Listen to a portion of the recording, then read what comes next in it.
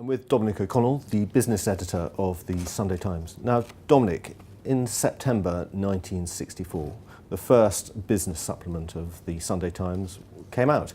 Now, could you tell us why you think that was such a momentous event for British journalism, but also how you're planning to celebrate that in its 50th year this year? In 1960s, the Sunday Times was breaking ground in journalism. In 1962, we had the first ever colour magazine, which is now the Sunday Times magazine. And 2 years later, the then editor, Dennis Hamilton, thought it was time to break ground again and launch a standalone business section. It was the first in Fleet Street, and there wasn't another one until 5 years later when the Observer launched a rival. It's hard to imagine now what a big departure this was. This was in the days before the FTSE 100, before economic forecasting in Britain, before even corporation tax. And it was thought, and we have the internal company memos to prove this, it was thought that actually this was a crazy idea. It turned out actually to be a huge critical and commercial success. And since then, over the last 50 years, the Sunday Times has charted the ups and downs of the British economy, and it has been a roller coaster ride. And I think just as importantly, the commercial ins and outs, the corporate stories, the great crashes, the great scandals, and the great successes. We've been there for them all, and we continue that success as Britain's best read business section. So the anniversary is this September. How are you planning to celebrate those 50 years? So this September, on the 50th anniversary, we'll be producing a one-off magazine which will chart what has happened over the last 50 years.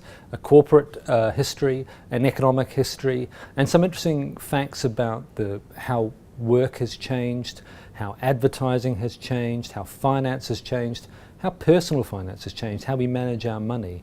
It's been a huge liberalisation, a huge globalisation, and we've been there to track it all, and we'll encapsulate it all in one-off publication in September.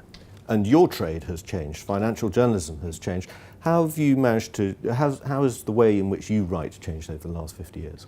I think it has professionalised. If you look back at those, as I have been doing, look back through the archives at those days of 1964 and the successive decades, business journalism has got, I would say, a lot better, a lot better. There is much less reliance on imprecise language, bidders circling, that kind of thing. These days the standard of proof and the standard of stories and the standard of writing is much higher, informed not only by competition between British media but by the internationalisation of media. We read, for example, every week the big American business magazines who put huge resources and effort into writing exhaustive features on subject. They are fantastic. We may not have that level of resources, but we can certainly bring that level of excellence to what we write. Now, you were unique in 1964, but how do you think you set yourself apart from the crowd in 2014? I think we tend not to look too much at the crowd. We set our own goals. I talked about trying to be as good as the best American business magazines when it comes to writing longer feature articles, but also in news. Sunday Times just recently broke the Pfizer bid for AstraZeneca 2 weeks before it appeared in any other paper. Last year we had the Voda sale of its American assets to Verizon Wireless, the third biggest takeover of all time, 2 months before it was confirmed. It's all about this really valuable market-moving information. Scoops, old-fashioned scoops, and we devote resources to finding them, and it's quite hard work. Your sector has changed, but over the past 50 years you've probably seen the rise of the PR profession as well. How is this impacting the way in which your journalists operate, do you think? The public relations, the financial public relations profession has always been a force in the City of London, even going back to 1964. So while it's got, again, more professional, larger, more part of a standard advisory team, some basic things about it haven't changed. The good operators are still the people who understand people, understand what journalists want, and are close to their companies.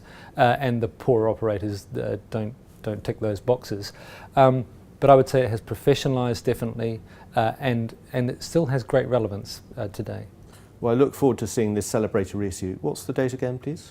September the 28th is the date of publication, and there'll be an almighty party 2 days later. Dominic, thank you very much indeed. Thank you.